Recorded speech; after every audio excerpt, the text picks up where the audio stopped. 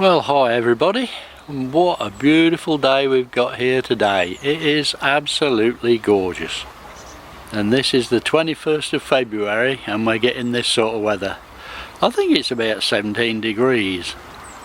Beautiful weather. We've got all the tops up on the pond to get a bit of air in there. Unfortunately the shed keeps a bit of the sun off the pond, this end, which is a pain in the butt at this time of year, but never mind. They're all down there, all doing well. I don't know whether you can see them. Like I say, there's no sun on the pond, but they're all down there, all doing well. I've got the air on the pond at the minute, banging a bit of air into it, always a good thing. I will have a word with you about the river actually. There's been one or two asking about it, so I will have a chat about that with you. Let's just see how my pond plants are doing, because when the covers come off they'll be going back into the pond.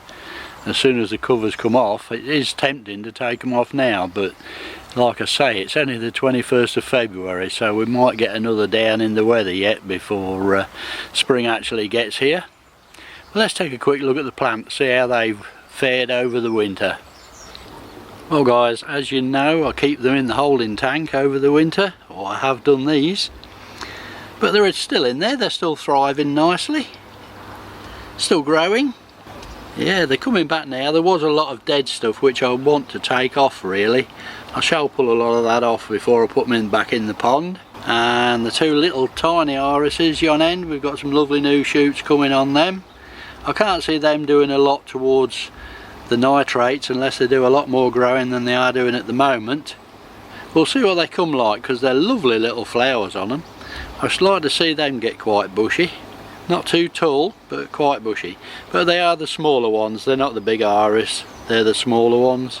But yeah, all the plants are doing well, quite pleased with that, still growing. So all we shall do is pick them out there and bang them back in the pond. Nothing changed in here, all still going really well. The moving bed, that's got cracking movement on it now, really pleased I did that. Very little stud media and plenty of air going into it. It's just what we need. That's worked really well. Quite pleased with that. Quick look at the pond temp. Let's have a look. Yeah, 10.4. Can you see that? Bit of light on it. 22 degrees it says on there, but I don't think it is. Mind you, it might be in the filter house, it might be a bit warmer in here, but cracking temperature on the pond. No wonder the fish are lively and eating. Well, there's my new cat, look. She has a watch of the fish now and again. She loves sitting up there, I don't know why. She's settled in really well, but she loves sitting up there in the sun. Lovely old cat, bless her. Never any trouble. Always good. She's getting a bit fat, I think. We're going to have to put her on a diet, I can see that. What I've got to do, I've just had my orders, I've got to do a bit of gardening. So I am actually, on the 21st of February, going to cut my lawn. So I'll go around with the trimmer, get the edges done and then get the lawn cut. It's unbelievable this time of year, but there you go.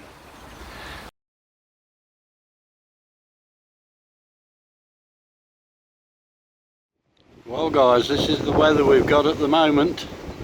The wind's atrocious, absolutely atrocious. There's all that snow, I don't know whether you can see it drifting off the field.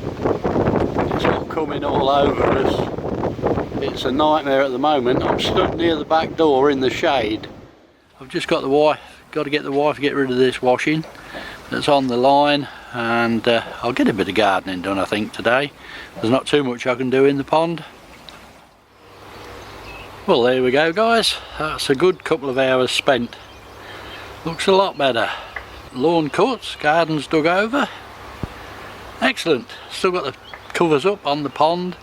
The sun's just setting now, so the day's nearly over, but yeah, looks good. Tidy again. Great stuff. They give a good day again tomorrow, so 17 or 18 tomorrow. That'd be nice. Wouldn't it be nice to think spring's here already? But I daren't take my pond covers off yet, just in case. We'll give it a bit longer. see how things go.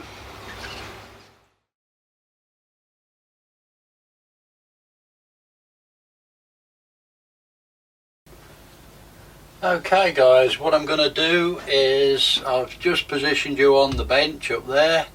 This is the first time of something I've designed myself.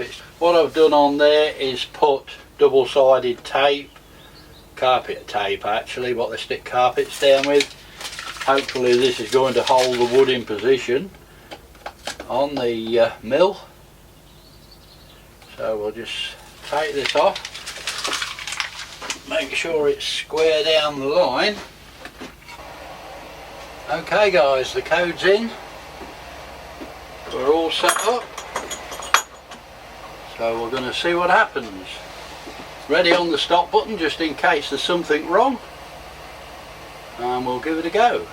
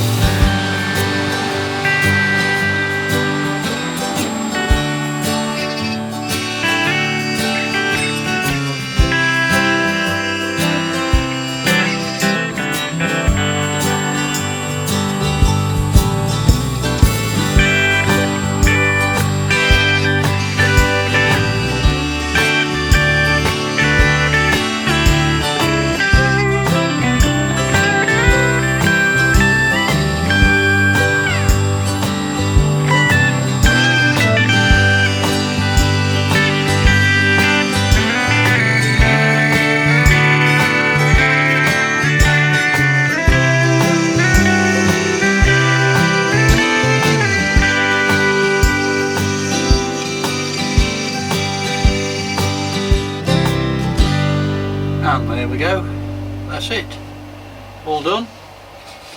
That's my holder for all my router bits. I'll pop them in and then you can see what I'm doing. And there you go, nice little holder for all my router bits. Great stuff, that's handy. Holds all my router bits just nicely, and they just fit nice and snug in all of them spots there. Great stuff. Quite pleased with that. Okay guys, now in the last video I did talk about the moving bed, and we did some alterations on it to get more air in, having 2 air stones instead of one going quite fierce, trying to move all the media. I've now split it down to 2 air stones, and the air going in that bit calmer, but still getting plenty of air into the moving bed. What I spoke about was how the moving bed works and why it works and what it does. Now I want to talk about the Bakki River in this video. The reason I'm going on about this is because the nitrogen cycle is very important. Anybody keeping fish whether it be in an aquarium or a pond, should really know about the nitrogen cycle. It's a big part of keeping fish. Now, as we spoke about last time, the fish give off their waste, which is ammonia, which is not good for fish. Now, this moving bed, as we spoke about, turns the ammonia into nitrite and then into nitrate. That is basically the function of the moving bed. What we are left with is the nitrate, which has to be dealt with as well, or it can get out of hand. A little bit of nitrate in your pond, you're always going to see it, especially if you run a moving bed or even a Bakki shower. You're still going to get nitrate, a small showing of nitrate in your pond, because these produce it. They are so good at getting rid of ammonia, which is totally harmful to your fish, and nitrite, which these also deal with. They leave you with the nitrate, less harmful nitrate, and it has to be dealt with. So what I've done is added plants to the pond which are good at burning up nitrates. But what I've also added to deal with the nitrate problem, obviously, is the Bakki River. Now I want to talk about the Bakki River in this video and its main function. What it actually does. Basically it's there to deal with the nitrate. Now in the moving bed, what we've created is aerobic bacteria, and in the river what we're looking to create is anaerobic bacteria, or anoxic bacteria basically.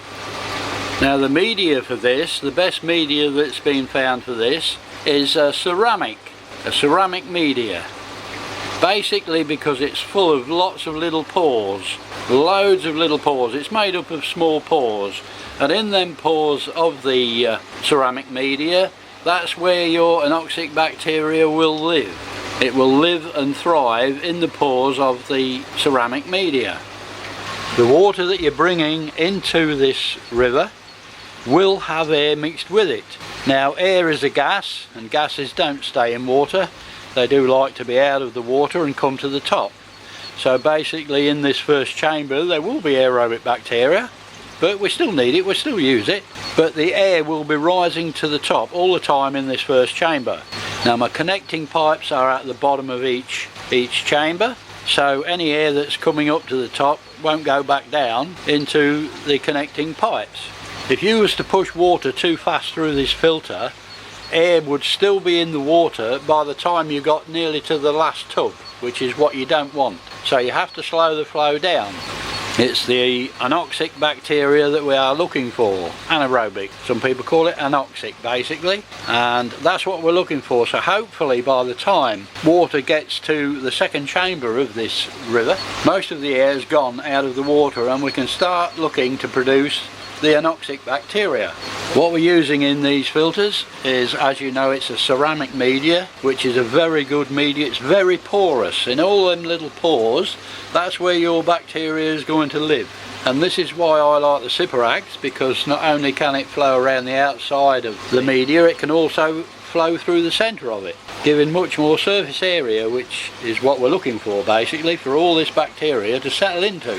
So yes, there will be aerobic bacteria in this filter, but hopefully by not pushing the water into here too fast, it will have gone by the time it gets to the rest of the filter, and thus producing anoxic bacteria.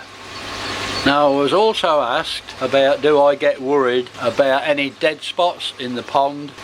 Dead spots are where your water's not moving, totally stagnant basically, and it can turn your water bad, without a doubt. It can happen. Now what it actually is, it's hydrogen sulfide, H2S, which if you've got a problem with it, it's very easy to detect. If you've got a problem with it, because it is deadly to your fish, it will kill your fish if not sorted out. You will know if you've got any hydrogen sulfide in your water, and you don't need any specialist equipment to find out whether you have. All you need is your nose. Just smell your water. If there's a high concentrate of hydrogen sulfide in your water, it will smell similar to rotten eggs. You will know if you've got a water problem, if you've got hydrogen sulfide. You'll soon know, because your water will smell horrible. Like I say, a little bit like rotten eggs. Now you don't need any fancy equipment to do something about this. What clears it up, and clears it up very quickly, is oxygen. Just put some oxygen in the pond. It's water that's lacking oxygen basically. Put an air stone in the pond, turn the water over, and it will clear up your problem. It's not a big problem. Don't worry about it. If your water starts to smell, get some oxygen in the pond. So just smell your water, you will soon tell. What it basically does, if you do get a high concentrate of it in your water, it will suffocate your fish. So basically bang an air stone in there, get your water circulating, and that's all there is to it, and it's very simple. You will know if you've got it, and it's easy to clear up. Now adding plants to the pond is very good. Plants live on the nitrates, the nutrients in the nitrates. Some plants are better than others. Algae actually, which we try to get rid of in your pond, is actually good for your pond. It does produce oxygen, and it also eats up the nitrates. So if you've got loads of algae in your pond, you probably haven't got a nitrate problem. But it's so unsightly, and we all hate to see it, and it is a problem. It gets into your filters in your pump and does become a big problem. One of the best plants for actually devouring this nitrate is something that you must never put in your pond, because it will take over completely, and it is so difficult to get rid of, is duckweed. But I must say, do not put it in your pond. It's worse than algae. It multiplies that fast, you just won't keep up with it. This is why when you get new pond plants, it's always best to wash them to make sure that there's no duckweed in among them at all. You really don't want duckweed in your pond, because it will become a big problem. But unfortunately, it's one of the best at eating nitrates. This is because it grows so fast. It's actually growing that's burning up the nitrates with these plants. Now there is a bit of a misconception with plants. People tend to think that the bigger the plant, the more nitrate it's removing. Well, not strictly true. The nitrates are mainly eaten up by growing plants. The more a plant grows, the more nitrate it will use up. So what you actually want is not big mature plants. You want plants that are actually growing all the time. The more they grow, the more nitrate they'll remove from your pond. There are some plants that's better than others. I'm not going to sort of give you a big list here now, but there are plants, some plants are better than others. Lilies aren't very good, I must admit. They're not too good at eating up the nitrates. You want some growing plants. Some they die off in the winter, and then they've got to grow like mad again in the summer. As long as they're growing, they're burning up nitrate. Anyway guys, as the sun sets in the west, that's the end of another video. I'd just like to say thanks for watching, do take care, and as always, happy ponding.